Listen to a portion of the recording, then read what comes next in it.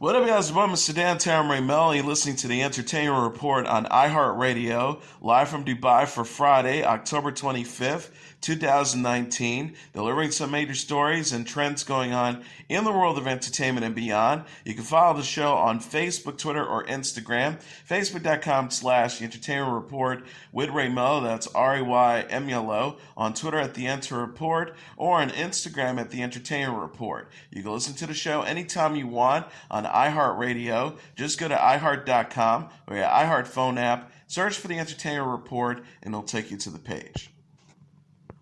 Julie Andrews has nothing but praise for Mary Poppins Returns. The 84-year-old actress discussed the film while appearing with Whoopi Goldberg on Thursday's episode of Watch What Happens Live.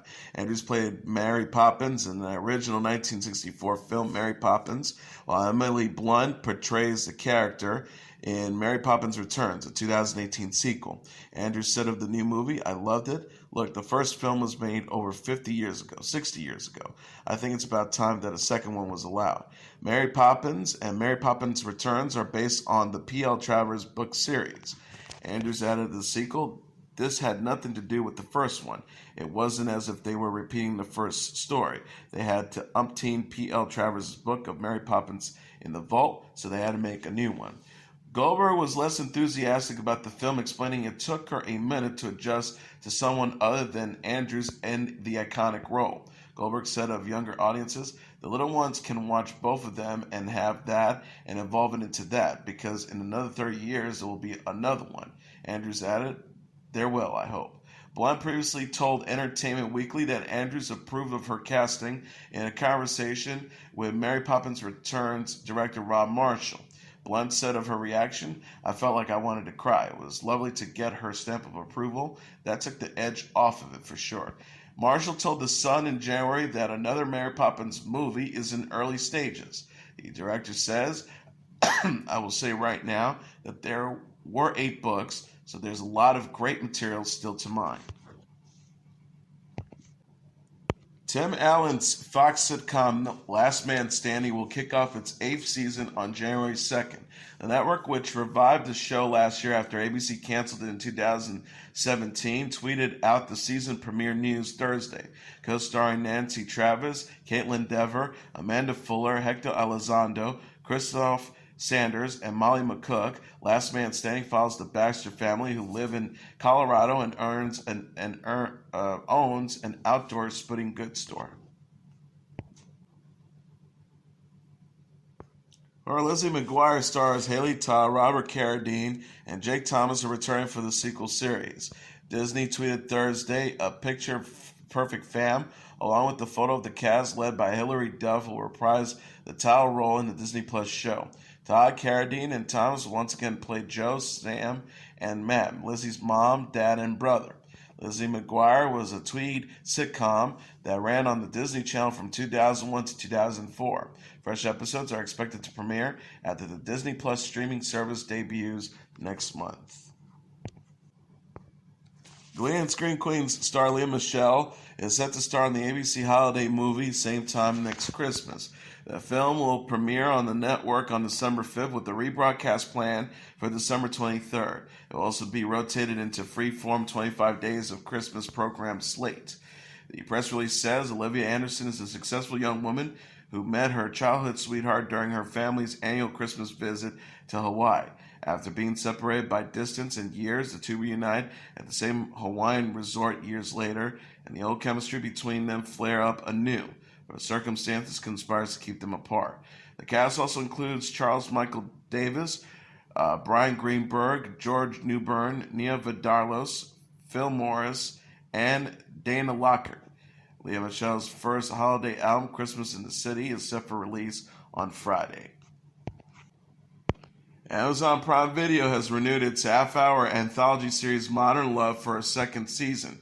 Based on the New York Times column by the same name, the show debuted on the streaming service last week. Season 2 is expected to debut next year. No casting has been announced yet. The Season 1 cast includes Anne Hathaway, Andrew Scott, Tina Fey, Julia Garner, John Slattery, and Dev Patel.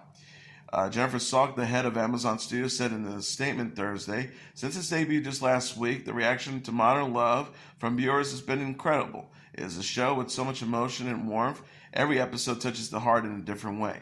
We're so excited we'll be able to bring our global Prime Video customers more of the beautiful stories of romance, friendship, and family from Modern Love." Writer, director, and producer John Carney is returning to helm for season 2. Carney says being given the green light to proceed with Modern Love is a great opportunity for us to continue to tell stories of love while opening up the series into new cities and worlds. The possibilities are truly endless. Subsequent seasons can really branch out and dig deep into what it means to love in this complicated world.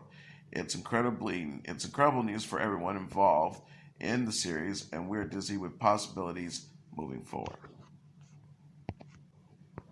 Eddie Murphy appeared on Jimmy Kimmel Live and once again confirmed that he plans on returning to stand-up comedy.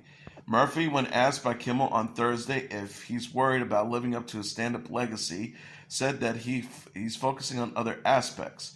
The comedian says, "I don't worry about stuff like that. I tend to think constructively if I'm doing something creative." He continued, "I'm thinking about making it as funny as possible because I don't want to shut shit down when I do it." Murphy stars in the new Netflix film Dynamite Is My Name, where he stars as real-life 1970s comedian Rudy Ray Moore, who created the popular blaxploitation character Dolomite. Murphy said about Moore, "When I started making movies, I had a whole different appreciation for him. I was like, yo, this guy, he financed these movies himself, and he kind of put it all together himself. He became like one of my heroes." Murphy will be returning to Saturday Night Live for the first time in 35 years on December 21st. Jimmy Kimmel invited Tonight Show host Jimmy Fallon onto his program to discuss how different the late-night comedians are from each other. Kimmel said their meeting was to clear up any confusion fans might have, as he is constantly confused for Fallon.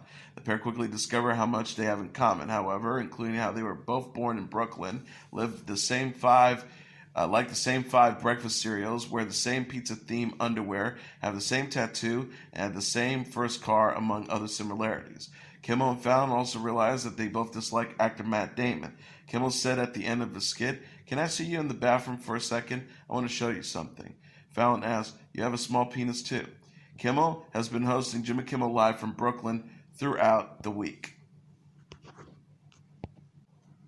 Netflix is giving a glimpse of Josh O'Connor as Prince Charles. The streaming service released the new posters Friday of O'Connor and the Crown Season 3 cast in character. O'Connor's poster shows the 33-year-old actor as Charles, the eldest child of Queen Elizabeth and Prince Philip. O'Connor is shown in profile with the silver of light illuminating part of his face. Netflix also shared posters of Olivia Colman as Elizabeth, Tobias Menzies as Philip, Helena Bonham Carter as Elizabeth's sisters, Princess Margaret, and Aaron Doherty as Charles' sister, Princess Anne. The caption reads on Colman's post, "Time tests all, Queen Elizabeth II, played by Olivia Colman." The Crown follows Elizabeth's reign through the years. The first 2 seasons feature Claire Foy as Elizabeth, Matt Smith as Philip, Vanessa Kirby as Margaret, and Julian Baring as Charles. Netflix released a Season 3 trailer this week showing Elizabeth, played by Coleman, questioning her legacy. The Crown Season 3 premieres November 17th. Oscar-nominated actress Felicity Huffman secured early release from a California prison Friday stemming from the nationwide college admissions cheating scandal. Huffman was sentenced to serve 14 days, but officials allowed her to leave after 11. She reported to the Federal Corrections Institution in Dublin, California on October 15th. Policy allows for the facility to release a prisoner early if the scheduled date falls on a weekend. Her official release date was Sunday. As part of her sentence, she also was ordered to pay a $30,000 fine and serve 250 hours of community service. Outside of custody, Huffman will remain under supervised release for a year. Huffman pleaded guilty in May to conspiracy and fraud charges for paying $15,000 to inflate her daughter's college aptitude tests. Huffman said at her sentence, "My hope now is that my family, my friends, and my community will forgive me for my actions." 51 people have been charged in the scandal so far, including actress Lori Loughlin, who is fighting her charges. The defendants are accused of collectively paying more than $25 million for deceptive means to admit their children to various U.S. colleges. Nearly 2 dozen have been pleaded guilty in the case called Operations Varsity Blues by the Justice Department. Helen Hunt is back at work in the wake of her scary car crash. The 56-year-old actress shared a photo Thursday from the set of the Mad About You revival following her hospitalization this month. The picture shows Hunt with her Mad About You co-star Paul Reiser. The pair are all smiles as they pose in what appears to be a restaurant. Hunt captioned the post, "Back at work," adding a praying hands emoji. Actresses Tracy Thoms, Mindy Cohn, and Murren Dungy were among those to voice relief in the comments. Thoms wrote, "Thank God." Cohn added, "Best news." Hunt was taken to the hospital October 16 following a car crash in Los Angeles. She is riding in the back seat of an SUV that was T-boned by another car in an intersection and flipped onto its side. Hunt's rep said at the time that the actress was shaken but did not suffer any major injuries. Hunt plays Jamie Butchman on Mad About You, which originally had a 7-season run on NBC from 1992 to 1999. The show's limited series revival will premiere November 20th on Spectrum Original. Chris Brown and Drake are among the nominees at the 2019 Soul Train Awards.